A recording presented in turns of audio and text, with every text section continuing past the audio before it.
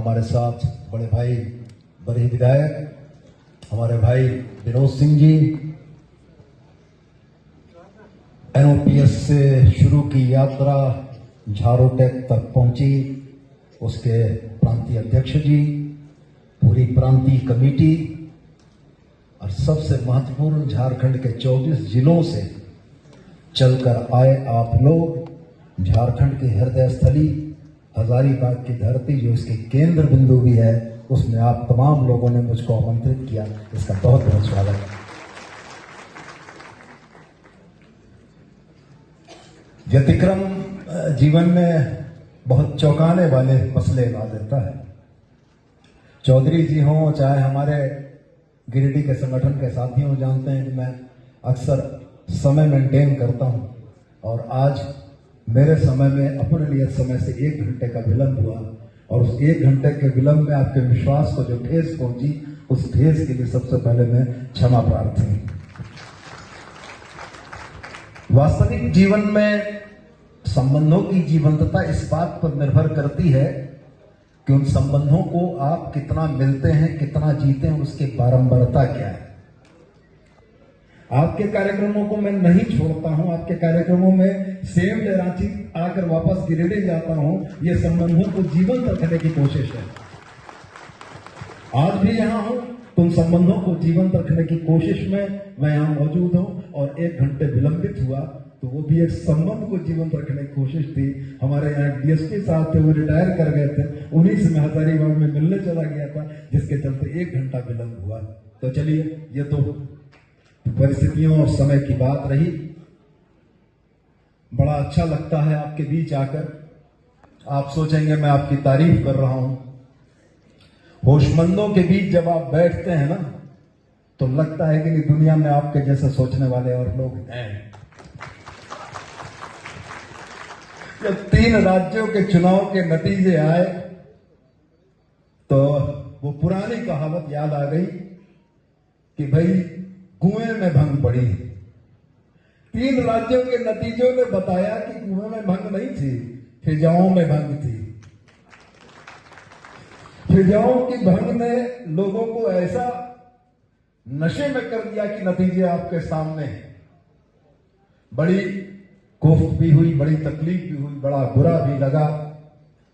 ये भी लगा कि राजस्थान, छत्तीसगढ़ जैसे राज्यों ने ओपीएस लागू किया, और आप तमाम कर्मचारी साथी भाइयों की वो ताकत भी उन सरकारों को नहीं बचा पाई। तो आप चिंतन का दौर था, मन में इस बात की भी चिंता हुई कि क्या यही परिस्थितियां झारखंड में भी दोहराई जाएंगी। आवाज दो, आवाज दो। इसीलिए आपके बीच आके अच्छा लगता है कि कुछ लोग मेरे जैसे सोचने वाले भी इस समाज में हैं, इस दुनिया में हैं, जो हमारे तरीके से समाज को देखते हैं, हमारे तरीके से, हमारे नजरियों से चीजों को देखते हैं। भाई विनोद ने बहुत सटीक बातें कही। ये वेलफेयर कल्याणकारी राज्य अचानक एक कारपोरेट राज्य में बदल रहा है, कारपोरेट कंपनी में बदल रहा है। आपके पैसे शेयर मार्केट में लगे, इसलिए केंद्र सरकार की पीएमआरडीएफ है ना, क्या भूल जाना है, जहां पैसे आपके जमा हैं, हाँ, वो आपको वापस नहीं करने को तैयार है। तो ये चलेगा कैसे, ये होगा कैसे।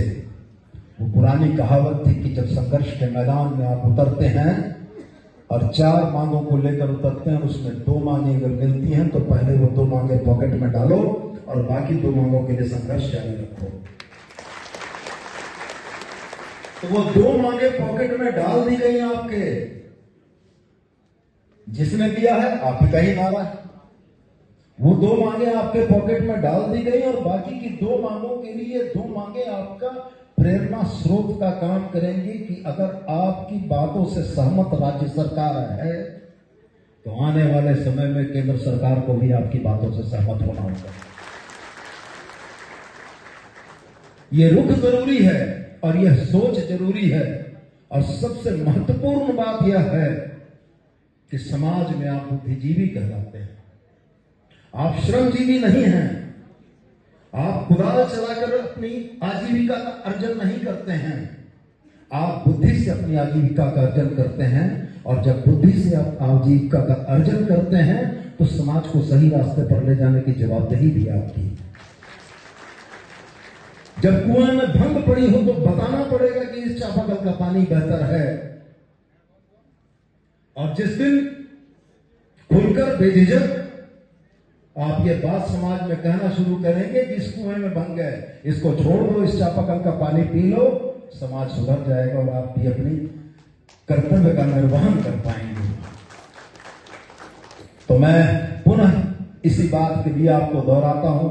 विक्रांत जी से बात हुई, आपके कोषाध्यक्ष महोदय ने जिस तरीके से कार्यक्रमों की रूपरेखा को प्रस्तुत किया, हम तो वास्तव में बड़ा इस बात से प्रभावित हैं कि जिस तरीके से संगठन की रूपरेखा आपके संगठन के लोगों ने तैयार की है, वास्तव में राजनीतिक दल भी इतने ऑर्गेनाइज नहीं चलते हैं।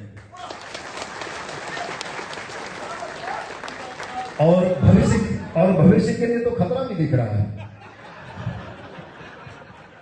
अब वो सचिव महोदय का जो शेरो शायरी वाला भाषण था जिस समय हम आए थे, अब उनसे तो हमको चुनौती मिलने लगी कि भाई रिटायर हो गए तो माइक पकड़ के आ जाएंगे। कहने का गरज यह है कि वास्तव में जिस सुगठित संगठन को चलाने की रूपरेखा आपके अगुआ साथियों ने की है, एक राजनीतिक दल का कार्यकर्ता जिसने अपना पूरा जीवन राजनीतिक कार्यकर्ता की हैसियत से गुजारा है, वो भी इस बात की तस्दीक करता है और आपको सल्यूट करता है कि आपने वास्तव में बहुत अच्छा किया। और आपकी इन्हीं बातों से मुझको ये बड़ा भरोसा और विश्वास है कि ये संगठन कुआं और चापाकल का फर्क बताते रहेगा। और हम लोग तो करेंगे। हमारे बड़े भाई भगत सिंह पर बहुत लंबा बोले, हम विनोद जी से पूछ रहे थे कि भाई भाजपा में रह के भगत सिंह को कैसे बच देते। लेकिन चलिए, मेरा यह मानना है कि जो चीजें स्थायी हैं वो स्थायी हैं। बादलों की ओट में सूरज थोड़ी देर को छुप जरूर सकता है, डूब नहीं सकता है। सत्य का सूरज पूरी प्रखरता से निकलेगा। और हमारे संविधान निर्माताओं ने अगर इस राज्य को कल्याणकारी राज्य या वेलफेयर स्टेट के तौर पर नामित किया है, तो इस राज्य का, इस राष्ट्र का स्वरूप कतई नहीं बदलेगा। यह राज्य कल्याणकारी था, है और रहेगा। तो मैं आपसे बस और ज्यादा न कहते हुए, चूंकि अंतिम वक्ता भी हूं, आपको भी देरी हो रही है, मैं अपनी बातों को समाप्त करने से पहले खाली विक्रांत जी से संबोधित होना चाहूंगा।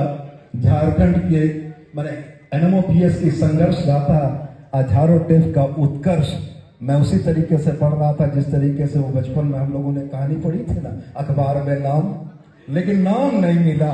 मंच पर से विक्रांत जी बोलते जरूर है लेकिन उसमें नाम नहीं मिला। तो विक्रांत जी से आग्रह होगा कि मंच पर भी बोलिए और दिल में भी जगह दीजिए।